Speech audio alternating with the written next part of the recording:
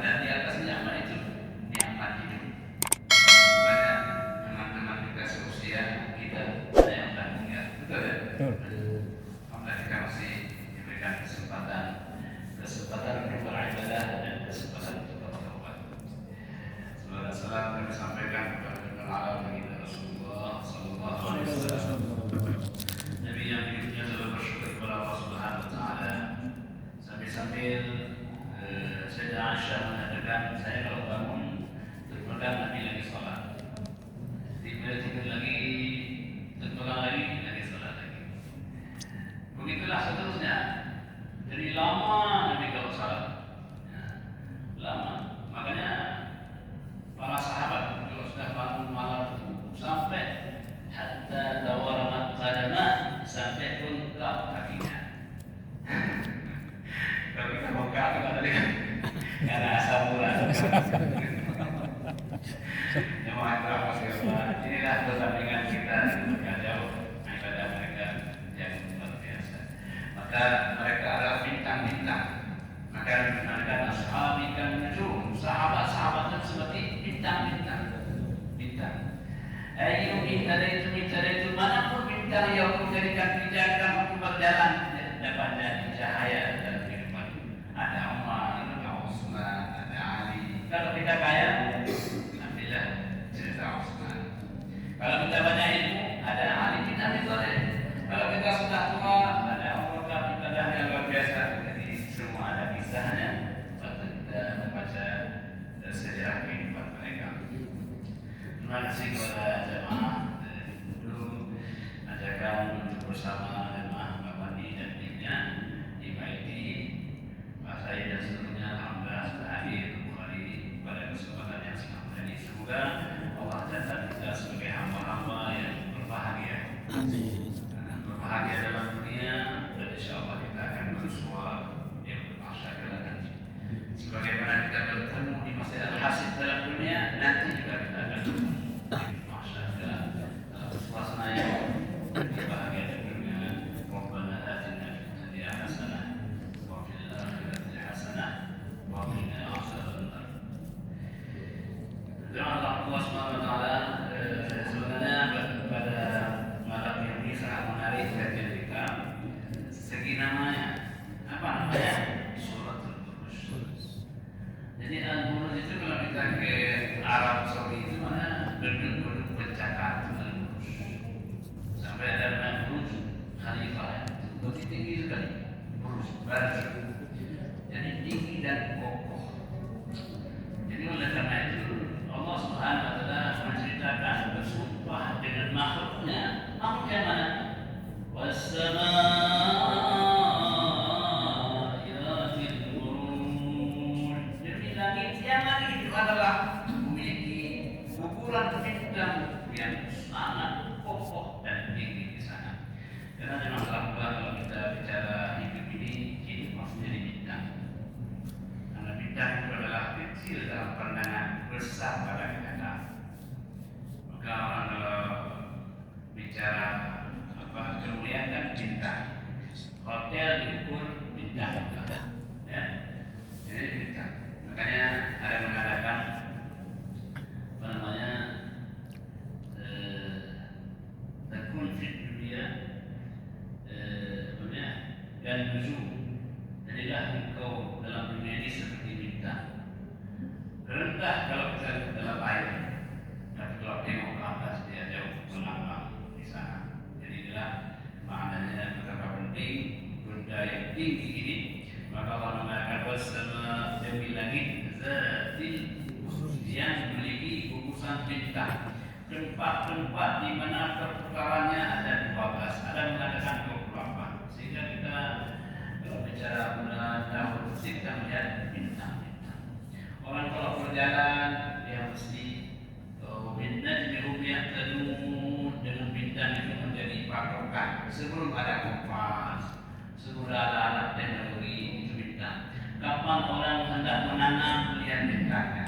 Kapan orang harus tidak menanam ada bintangnya. Kapan ke laut lihat bintangnya. Kalau kita lihat itu kita paham. Nah, ada bintangnya, tapi tidak paham. Tapi itu ada yang disebut dengan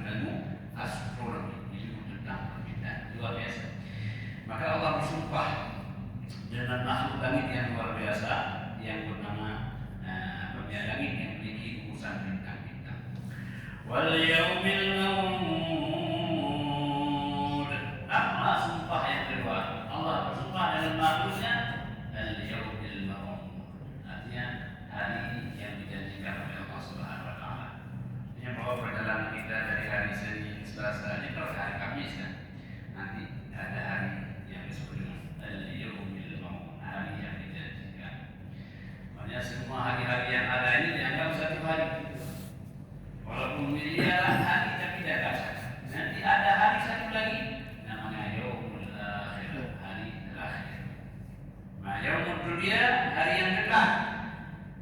Ada hari yang jauh yang pahala kita tidak akan diberi hari ini. Untuk apa? Untuk akan diberikan pada yaumil maw'ud, pada hari yang dijanjikan. Karena Allah kita dalam dunia ini dan kita tidak mencari balasan. Hidup ini adalah amal dan akhirat itu adalah balasan. Al-yawma yaumul amal wal akhiratu yaumul jazaa. Jadi di sana kita akan dibalas. Maka jangan pernah mengharap balasan dunia. Orang yang mengharapkan balasan dunia maka hilanglah balasan akhirat. Orang yang mengharapkan balasan akhirat tetap dia mendapatkan balasan dunia. Dalam dunia dia kaya, akhirat lebih kaya lagi. Maka tidak ada cerita orang kalau dunianya beriman, berinfak, lalu miskin, dia akan tetap kaya dunia dan akhirat. Kata Allah bersumpah wal yaumil maw'ud. Kenapa penting hari akhirat? Karena kita mungkin dalam dunia sengsara, kita masih menanti hari akhirat. Maka Allah katakan al-yaum, hari itu al-maw'ud, yang dijanjikan oleh Allah Subhanahu wa taala. Jadi kita sedang menanti hari yang dijanjikan. Wa syahidin wa mashhud, demi yang menyaksikan dan yang disaksikan. Jadi begitu penting yang menyaksikan. Siapa yang menyaksikan? Ada mengatakan yang menyaksikan adalah Allah Subhanahu wa taala. Jadi maksudnya karena kita dalam posisi kita pula dan semua hidup kita ini disaksikan oleh Allah Subhanahu wa taala, direkam oleh Allah Subhanahu wa taala. Kalau orang beriman selalu merasa ada rekaman, bukan hanya waktu ceramah, ya. Terus direkam oleh Allah Subhanahu wa taala. Maka semangat orang beriman itu tetap di rumah ya, di dalam WC, dalam semua kehidupannya merasa direkam, maka semangat hidupnya. Kenapa kalau dalam WC itu kan ketika keluar kan namanya ghufran, kan? Ghufran ada alhamdulillahilladzi adzhaba 'anil adha wa 'afani. Allah, aku minta ampun kepada Engkau. Kenapa? Apa dosanya kita kerjakan? Dosa kan? Tidak dosa. Tapi kita merasa ditolerir, tidak bisa menyebut nama Allah. Ya Allah, sesaat saya tak menyebut nama Engkau, rasanya saya berdosa, ya Allah. Saya bersalah, ya Allah. Gara-gara saya tak bisa menyebut nama Allah. Karena kenikmatan orang beriman karena sering menyebut zat yang dia cintai. Maka oleh karena itu Allah Subhanahu wa taala dalam konteks ini tidak ada waktu orang tidak menyebut nama Allah. Alladzina yadhkuruna Allah qiyaman wa qu'udan wa 'ala junubihim wa yatafakkaruna fi khalqis samawati wal ardh. Rabbana ma khalaqta hadha batilan subhanaka faqina 'adzaban nar. Jadi Allah memberikan definisi siapa orang yang berakal, siapa. Jadi berakal itu bukan hanya berpikir. Jadi Allah mengatakan orang berakal itu ada dua karakter iman. Yang pertama akan berzikir dan fikir. Berzikir, mereka yang berzikir menyebut nama Allah qiyam, sambil berdiri. Maka salah satu rukun salat tadi, qu'udan sambil duduk. Wa 'ala junubihim sambil berbaring. Artinya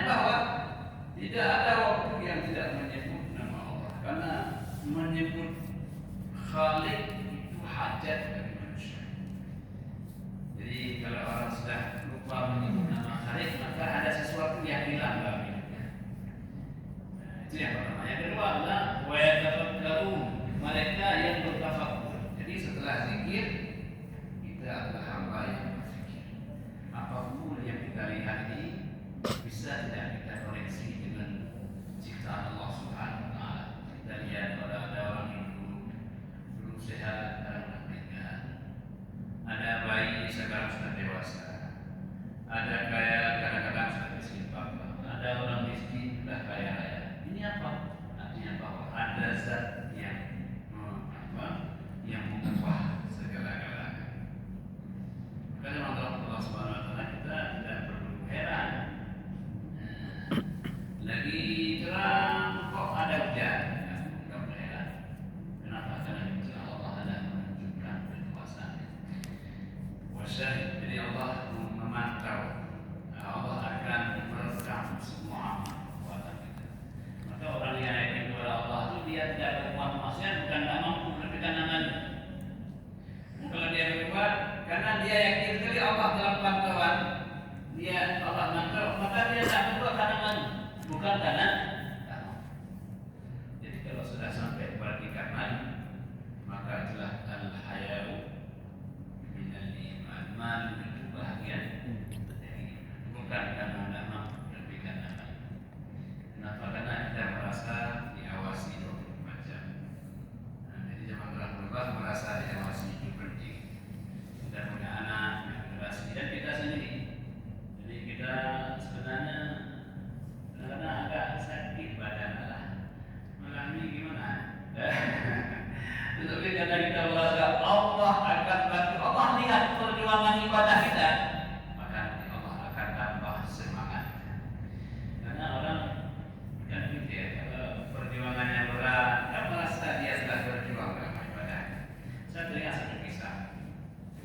Kisah ini adalah mungkin juga sering kita dengar. Jadi ada seorang orang yang sudah tua dan beliau sakit. Jadi beliau ini kalau salat itu sering di rumah. Ya, jadi ketika azan berkumandang, hayya 'alas shalah, ya azan dia, ya ya, azan ayah mau ke masjid.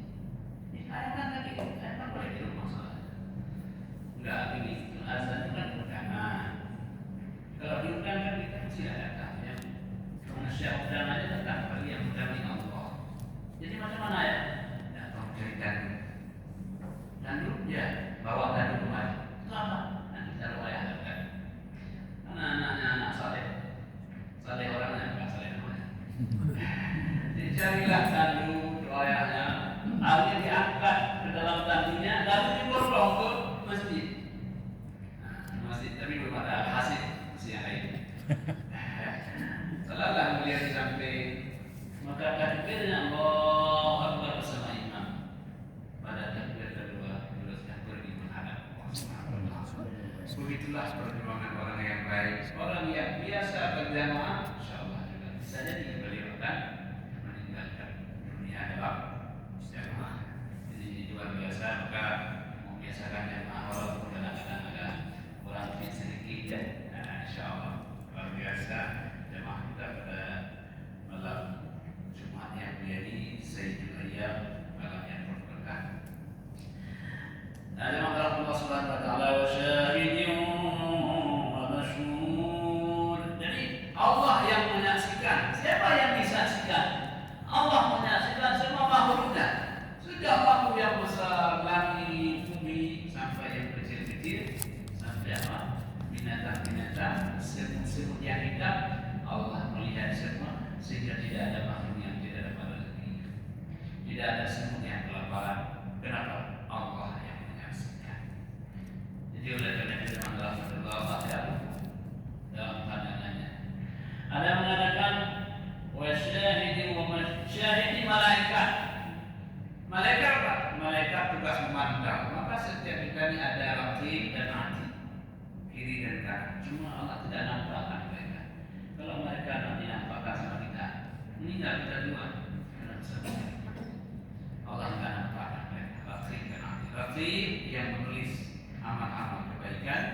mati yang menulis amal-amal kesehatan. Pak, kalau umpamanya orang berniat baik, tahu nggak mereka? Kan, jangan ada. Allah memberikan baunya. Jadi kalau baunya baik, Allah bilang ini ada niat baik. Apa niat? Nggak ada urusan niat, tapi ada niat itu satu. Misalnya kita nanti malam ada niat ke hati. Malaikat nggak tahu kita mau ke hati, tapi ini ada niat baik itu satu. Apa niat? Allah yang tahu, malaikat nggak tahu. Maka kita lagi mulai berniat niat ke hati. Nanti malam itu apa? Agar ada baunya, bau wangi. Jadi maka oleh karena juga maka Allah. Nah, semua amal kita ini sampai niat kita manhatna bil hasanatin walam ya'mal biha, orang yang pernah terdetik berbuat baik walaupun belum dia lakukan nanti malah mau beri hasil. Rupanya enggak ada berapa? Ada berapa? Satu. Kenapa datang musuh? Karena dia dapat sakit parah. Bayangkan kalau ada 10 kalinya kan 10 parahnya. Jadi wa in 'amila biha, kalau dia mengamalkan apa yang niatkan, kata Allah lahu masya Allah menuliskan kepadanya 10 kebaikan. Jadi luar biasa. Untuk Allah tetapkan kepada biar kita cepat masuk surga, biar kita menjadi orang-orang yang mendapatkan balasan yang luar biasa. Allah hendak beri kita surga dengan hanya berbuat sedikit. Padahal harga surga tidak cukup dengan amal kita. Maka mengatakan la tadkhuluna al-jannata bi'amal. Kalian tidak masuk surga karena amal. Wala anta ya Rasulullah. Engkau wahai Rasulullah wala illa ayyatamanni Allah bi rahmatihi. Kecuali Allah melimpahkan rahmatnya kepada saya. Jadi Allah bilang kamu wahai hamba sudah berbuat sedikit tidak apa-apa masuk surga. Banyak ibadah saya ada zat yang ada yang masuk. Asal kita patuh kepada Allah Subhanahu wa taala, maka Allah sudah mengantarkan kita ke surga. Jadi jemaah Allah, maka kita bolehlah berdoa wa idza sa'alta al-jannata fas'al firdaus.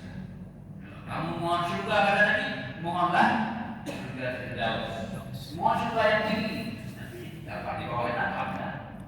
Jangan yang bawah. Yang tinggi. Wa idza sa'alta al-jannah, kalau kau mau surga, mohon surga yang tinggi terus.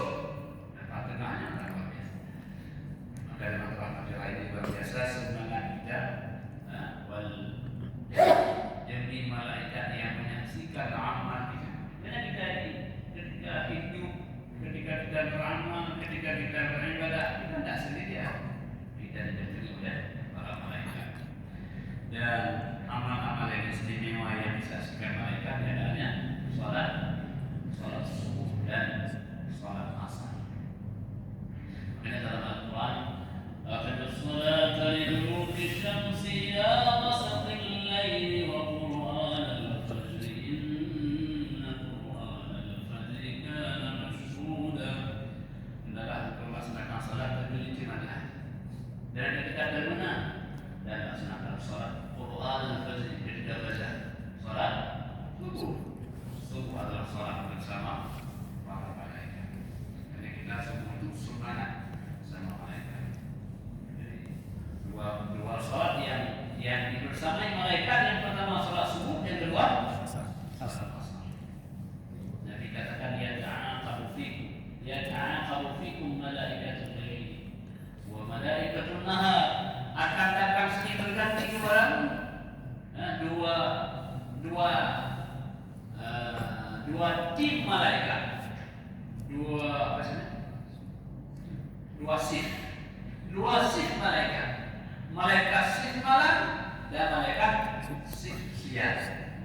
Ya. Dan mereka akan bertemu dengan kita kapan? Akan bertemu kita pada salat subuh dan salat asar. Maka subuh itu ditulis dua kali. Kenapa? Satu ditulis oleh malaikat malam, satu ditulis oleh malaikat siang. Malaikat malam sudah akhir masa kerjanya, malaikat siang awal kegiatan. Nanti asar malaikat turun lagi. Malaikat siang selesai masa kerjanya,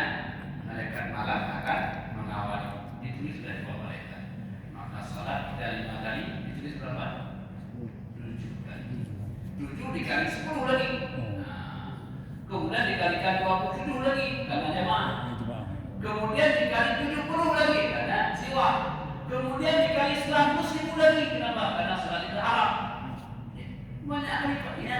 Kenapa banyak? Agar kita masuk surga yang tinggi nanti. Masya Allah. Masya Allah. Karena orang yang paling bahagia hari akhirat orang yang paling banyak modal amal. Kalau kita banyak modal beli apa-apa kan mudah. Tapi kalau kurang modal, banyak berapa ada? Aku nggak cukup uang. Tapi kalau jawab banyak, berapa aja boleh berapa? Ada kok. Nah, kita yang paling bahagia akhirat orang yang banyak bukan amal salah. Jadi semangat belok. Kita berpikir menjadi orang yang dapat pahala sebanyak-banyaknya. Maka kita hadir di masjid ini pahalanya apa? Yang pertama pahala salat maghrib jamaah satu, yang kedua salat i'tikaf, dua apa lagi? Pahala menanti salat isya, tiga. Yang keempat pahala pengajian, empat. Yang kelima pahala satu rahim, lima. Banyaknya pahala dia, banyak. Tapi walaupun banyak juga orang yang tak. Insyaallah kita pekan depan datang lagi insyaallah. Kalau terus itu terbaik Allah ya setelah kita depan. Ya kenapa? Karena orang yang baik tidak pernah merasa cukup dengan pahalanya. Ya. Wasyahidi wa masyhud, demi saksi para malaikat wa masyhud dan manusia yang disaksikan oleh mereka. Jadi kita ini ditulis oleh malaikat, ya. Tak pernah malaikat sedikit pun ngantuk untuk menulis amal kepada kita hamba. Maka Allah mengatakan, wa qul ya'malu fasarallahu amalakum wa rasuluhu wal mu'minun thumma turaduna ila 'alimil ghaibi wasyhadah fa yunabbi'ukum bima kuntum ta'malun. Wa qul ya'malu, beramallah kalian. Maka ada kegiatan lama, sholat sunat ke, baca Quran ke, berzikir ke, istighfar apapun. Waktu lihat mana beramal lah, semangatlah beramal. Lagi ada kesempatan. Kenapa Pak? Karena Allah mengatakan, Basarullah wa'amalan. Allah akan melihat. Allah akan melihat. Malaikat akan mencatat dan manusia akan bersaksi pada hari kiamat. Betul Pak.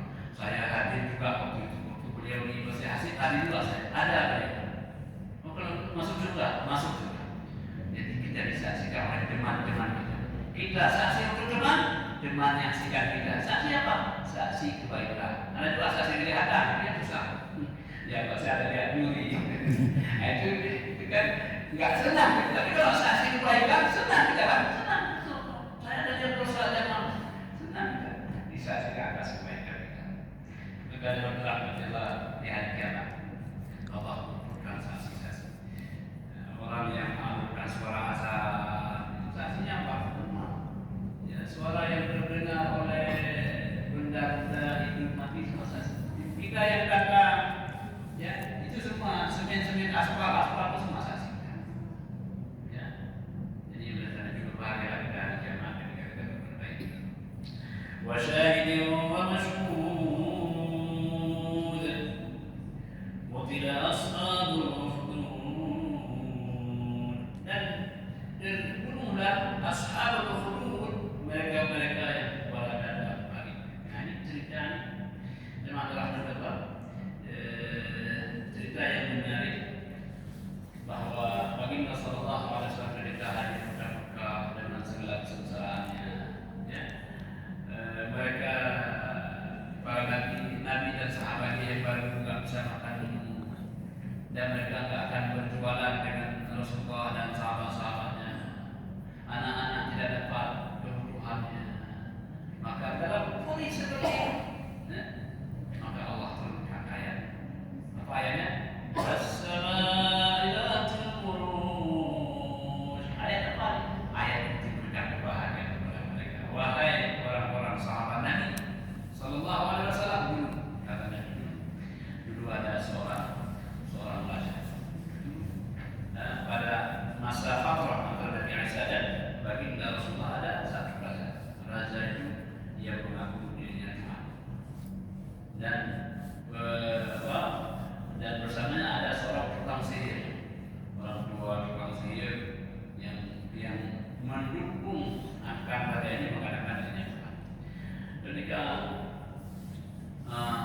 sihirnya merasa sudah sangat tua, dia merasa sudah meninggal. Karena orang kalau meninggal ada rasa-rasanya. Nah, jual aja, carilah anak-anak kecil satu anak muda. Saya akan saya berikan ilmu sihir kepadanya. Saya tidak lama lagi akan meninggal. Maka dalam pada itu carilah anak muda. Kenapa anak muda? Karena kalau anak tua banyak lupa. Anak muda yang belajar yang semangat muda. Anak-anak kita sudah lewat. Cuma Masya Allah.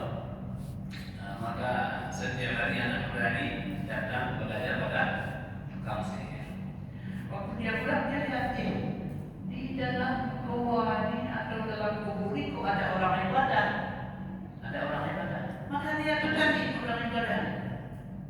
Dia musir masukkan. Pak, masalah Bapak sih ya, saya lagi beribadah. Ibadah apa? Ibadah bunyi. Oh, Tuhan.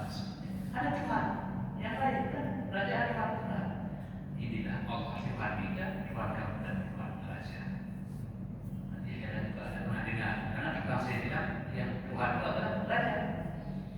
Maka kalau kamu datang boleh nanti sambil kamu datang ke tukang sihir, mampirlah ke tempat saya. Maka setelah datang dia mampir ke rahib ini, kemudian masuk ke tukang sihir. Rahib ini apa?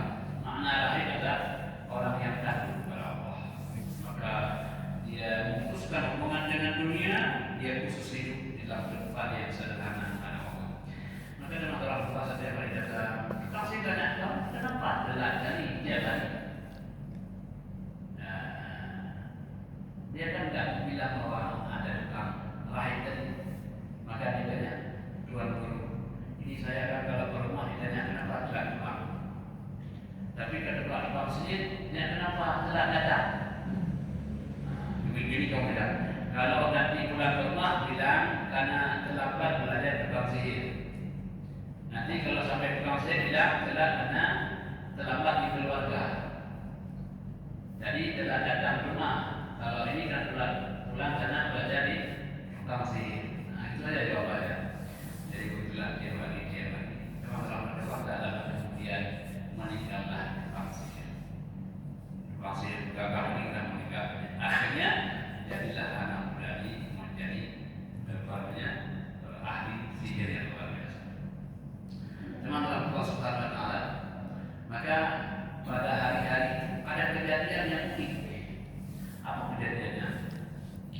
Bahwa di tengah kota ada binatang besar dan binatang itu buas, tidak ada yang berani. Akhirnya orang menunggu ada tukang sihir yang hebat. Ternyata itu adalah anak muda tadi. Nah, tolonglah bagaimana apa namanya? Ada binatang yang luar biasa. Maka dia berdoa, ya Allah, tunjukkanlah kepada saya. Kalau ini hebat yang diperbuat oleh tukang rahib, maka jadikan itu mati dengan model saya. Kalau tidak mati hebat tukang sihir. Ya Allah, kalau memang hebat rahib dari berdoa Tuhannya, ya Allah matikan apa namanya binatang besar. Waktu dikatakan langsung mati. Orang senang luar biasa. Hebat seperti anak muda bisa mengalahkan binatang. Sehingga di mana-mana orang bicara tentang anak muda yang luar biasa, tukang sihir yang luar biasa. Maka ketika pulang dia ceritakan kepada Tuan Guru, nanti saya ada tampil binatang, saya berdoa, ya Allah, kalau memang tukang sihir yang hebat benar-benar kau matikan. Ternyata mati. Kata Tuan Guru, itu bukan karena saya, karena Allah dan ingin membantu. Saya tidak ada apa-apa. Kita berdoa Tuhan yang sama. Maka Allah menyayang, Allah membantu. Sehingga dia semakin yakin kepada Allah Subhanahu Wa Taala. Maka doa Allah Subhanahu Wa Taala. Akhirnya pada suatu hari karena kehebatannya dia ini, ada seorang di antara pembantu kepala ini muda. Karena anak muda ini semua yang sakit datang ke dia. Kalau datang langsung, ya Allah,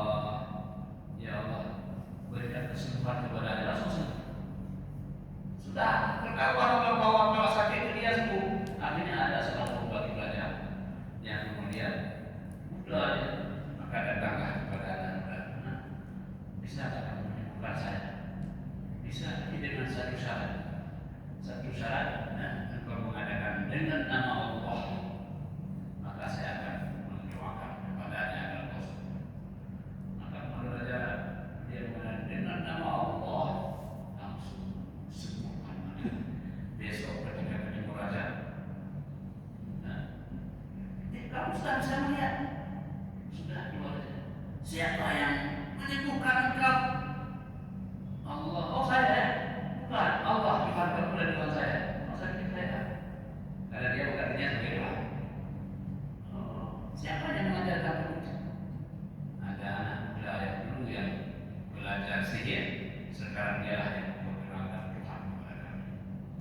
Akhirnya raja ini marah kepada anak muda tadi. Ya, akhirnya dia bilang pada pasukannya, ambil anak muda ini, bawa ke puncak gunung, nanti lempar dia ke bawah. Maka ketika naik ke gunung, dia mengatakan, Allahumma kfini an syarri ma fa'ala, ya Allah, jaga saya dari kejahatan apapun yang mereka perbuat. Maka goncanglah gunung, pasukan itu jatuh mati dan dia hidup kembali. Dia pulang ke dua raja. Mereka sudah mati semua, karena saya kamu sudah mati baru. Maka diperintahkan raja, sekarang yang pasukan laut ini bawa ke laut dan gelamkan dia di laut, dan kamu nanti pulang kembali. Waktu dibawa ke laut dengan Allah yang besar, dia berkata, Allah ini yang masalah nafas, ya Allah jagalah saya dari kejahatan mereka. Datang Allah, mereka yang kemudian ditenggelamkan, tinggallah anak muda tidak bisa mati. Dia pulang naik dua raja, saya dah mati.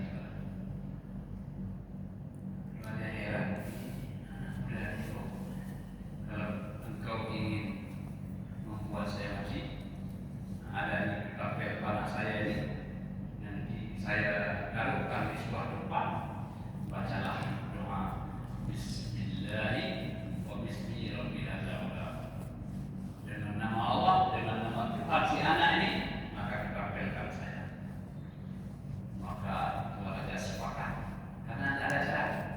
Akhirnya dibawalah ke lapangan usaha, diikarlah anak muda ini, dibacalah Bismillahi wa bismi rabbi hadza gulam, ditembaknya langsung meninggal. Ya, maka kata mereka, kami percaya kepada Tuhan yang disembah oleh anak muda. Karena raja sudah mengatakan Bismillah dengan nama Allah. Siapa yang membunuh anak ini? Allah, kata mereka. Allah. Kalian yang mengatakan Allah, nanti akan siapa? Maka digalilah balik, dan semua yang mengatakan Allah, yang mengatakan perbuatan Allah, dimasukkan ke dalam salib dan mereka dibunuh dalam salib. Demikianlah cerita tentang Ashabul Ukhdud, bagaimana seorang anak muda yang baik akidahnya kepada Allah Subhanahu wa taala, dan Allah akan melindungi siapapun hamba-Nya yang bermohon kepadanya walaupun bagaimanapun keadaannya, maka Allah Maha Kuasa dan Takdir. Maka teman-teman Allah, kita harus memiliki fondasi anak muda yang kita miliki, bahwa orang tidak akan meninggal sebelum waktunya, dan orang tidak akan terkena sesuatu sebelum takdirnya. Semua sudah ada dalam takdir Allah Subhanahu wa taala. Tidak ada satu pohon pun yang jatuh daunnya kecuali sudah tercatat dalam lauh. Jadi yang pertemuan kita malam ini kira-kira kebetulan atau sudah ada catatan? Sudah dicatat hari ini tanggal sekian bertemu kita. Misalnya kita asal murah segini, kira-kira dicatat. Awal berikhtiar, kita kan ikhtiar tetap, tetapi kita tak boleh menghilangkan keyakinan kita kepada Allah Subhanahu. Maka ada bab ikhtiar, ada bab tawakal, dan ada bab doa. Doa tak boleh kurang, ikhtiar juga harus terus, dan tawakal tetap kepada Allah Subhanahu wa taala. Ya, jadi ini luar biasa dengan 3 hal: doa, ikhtiar, dan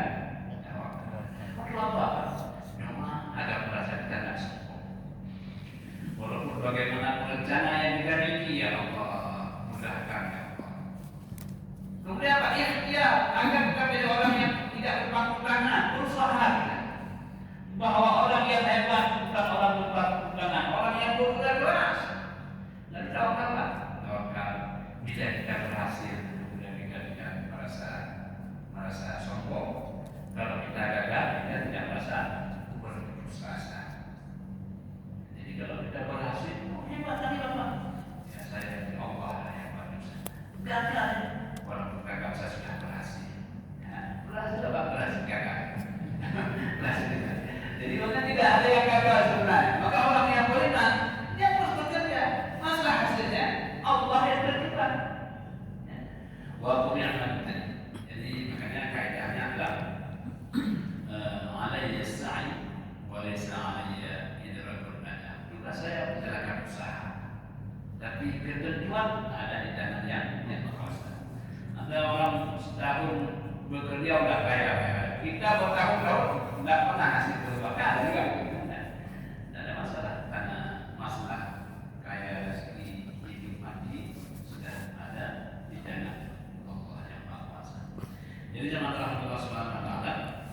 Nah, jadi dalam pertanyaan ini Allah mengatakan wa ashabul ukhdud. Jadi ashabul ukhdud adalah mereka siapa? Mereka yang telah mengorbankan dirinya untuk beribadah kepada Allah Subhanahu wa taala.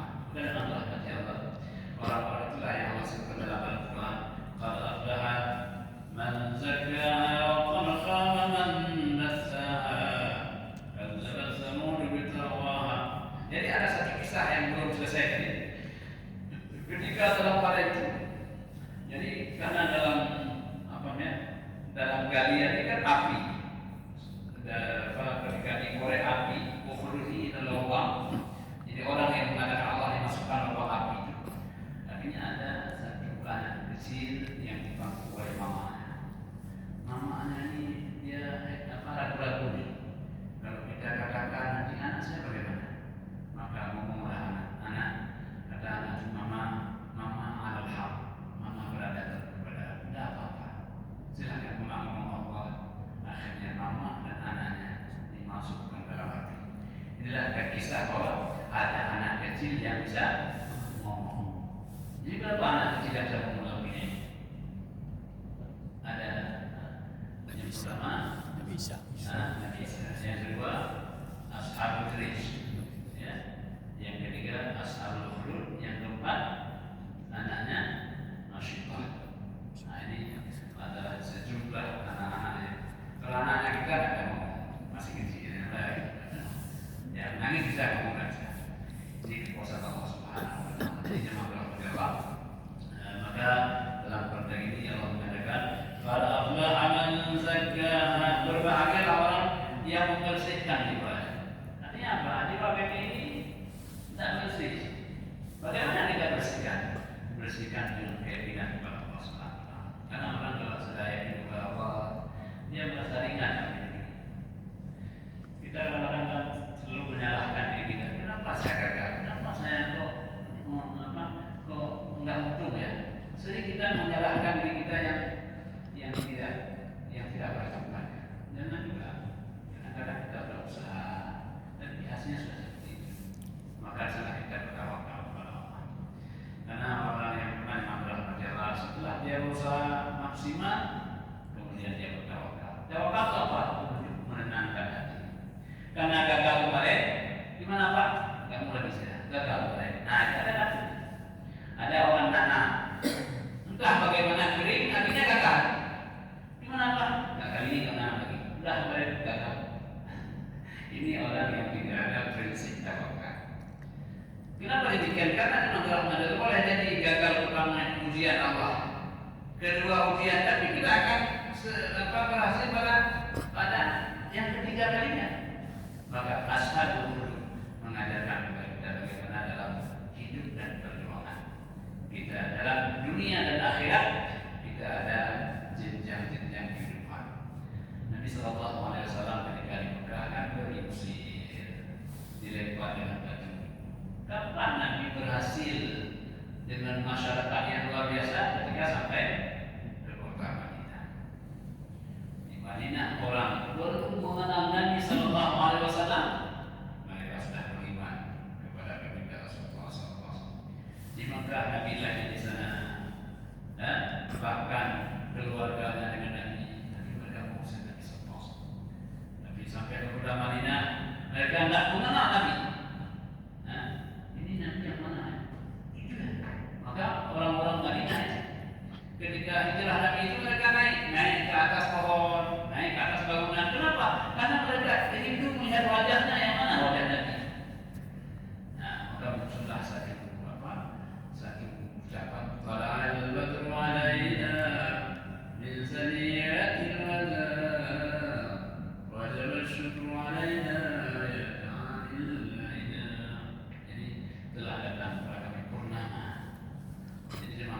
Subhanahu wa taala.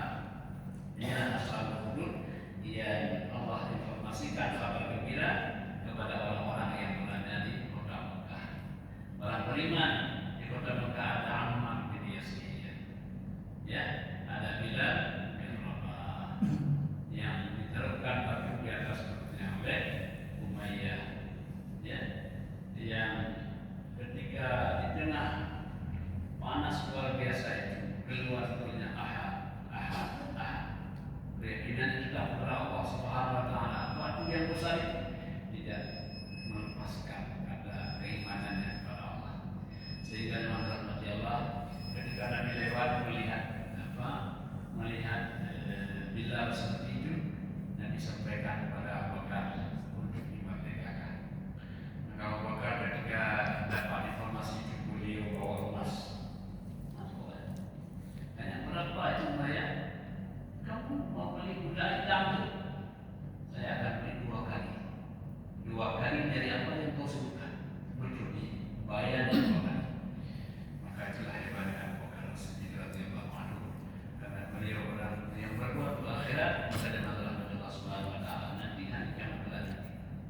Ketika orang-orang lain sudah menerima kitab amalnya, dan yang pertama menerima amal adalah Umar bin Khattab radhiyallahu anhu. Ditanya beliau, Abu Bakar di mana? Abu Bakar di sana. Ya, di luar sana.